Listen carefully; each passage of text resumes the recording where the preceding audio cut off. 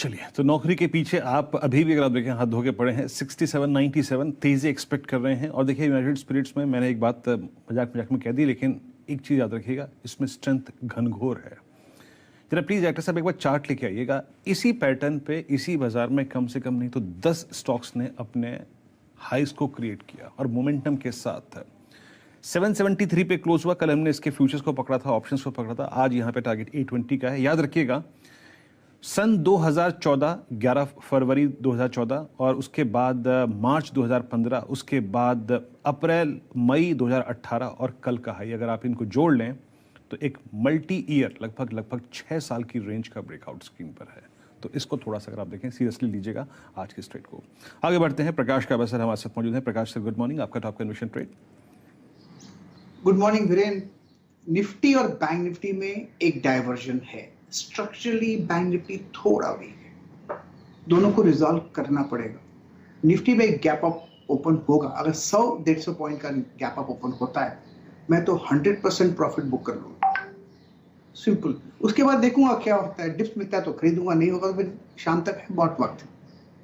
ये एक रुझान है। Gap up open should be sold into book profit, not sold into profit booking होना चाहिए।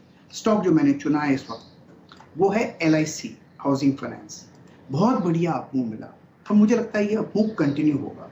टारगेट ऑन द अपसाइड करीब 450 के हैं, स्टॉप होगा 425। तो LIC हाउसिंग फाइनेंस में तेजी है और बहुत ही बढ़िया मोमेंटम है।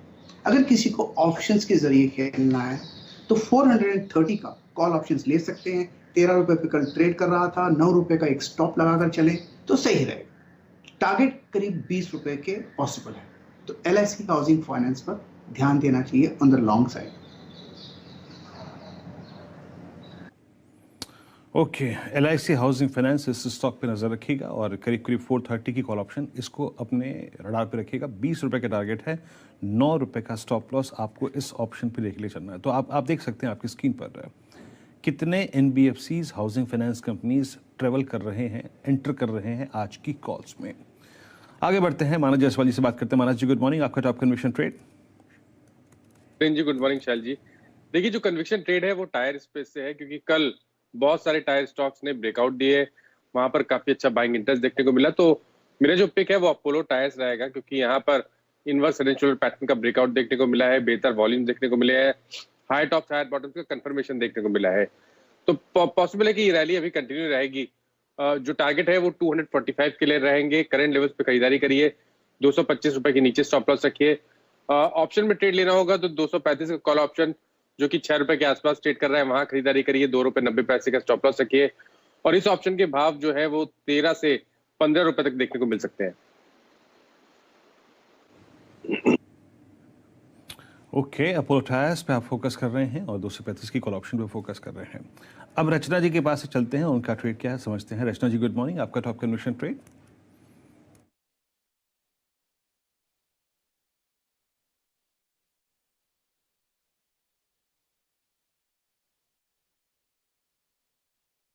आपको अनम्यूट करना पड़ेगा प्लीज। I'm sorry. मेरा जो फर्स्ट कॉल है इस टाइम पे वो मैरिको में है और मैरिको के फ्यूचर्स जब तक 562 का SL सस्टेन करेंगे तो ये ऊपर वाली साइड पे जा सकते हैं करीब 574 और 578 की तरफ। और अगर इसको C के जरिए खेलना चाहे तो 570 का C ले सकते हैं, जिसका SL होना चाहिए 8.75 पे और इसके टारगेट हो सकते हैं 14 और 18 की तरफ। और मैं एडिशनली ये कहना चाहूंगी कि इट इज वेरी राइट जो डिस्कशन भी हो रही है, I will also support that view कि NBFCs में बहुत एक इम्पोर्टेंट स्विंग शुरू होने जा रहा है और ये एक दिन की बात नहीं है। It can become the flavour of the coming weeks and months. तो names like LIC, Manappuram, SR transport finance, इन सब पे आने वाले महीनों के लिए नजर रखने का मतलब बनता है। बहुत ही सटीक राय NBFC स्पेस पर आपको आती हुई दिख रही है रचना जी की तरफ से। हम लोग मुथूट फाइनेंस पर एक long call, LIC housing finance पर एक लॉन्ग कॉल और पिछले 2-1 दिनों में या 1 हफ्ते में ऑलरेडी डिस्कस कर चुके हैं बजाज फाइनेंस, साथ ही साथ कैन फिन होम्स। ये 4 या 5 स्टॉक्स बढ़िया मोमेंटम में हमारे सामने ट्रेड करते हुए दिख रहे हैं। चलिए, ये सूरत हाल आपके सामने टेक्निकल कॉल्स का है। कुछ ही समय में इनका एक रैप अप आपको होता हुआ दिखेगा, लेकिन बिल्कुल सही मौका मयूरेश जोशी साहब को स्वागत करने का। आप हमारे रिसर्च गुरु हैं, बहुत ही पैनी नज़र विदेशी मित्रों पर और अमरीकी बाज़ारों पर रखते हैं। मयूरेश जी, कल आपने रात को ये कॉल सुनी और बढ़िया तरीके से विश्लेषण आपको होता हुआ दिख ही रहा है यूएस फेडरल रिजर्व के उस स्टेटमेंट का कि नवंबर के आसपास आप कुछ कदम उठते हुए देख सकते हैं बॉन्ड टेपरिंग में।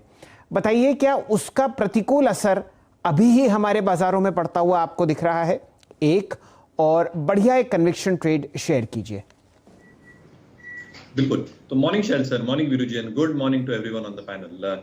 तो एब्सोल्युटली राइट। आई थिंक कल रात को जो मैं फेड की कमेंट्री सुन रहा था और जो पावल साहब का एक लाइव प्रेस कॉन था, हाँ, आई थिंक जो मार्केट्स मान के चल रहा था कि टेपर प्रोग्राम स्टार्ट हो सकता है, आई थिंक एक्सपेक्टेड लाइंस पे था।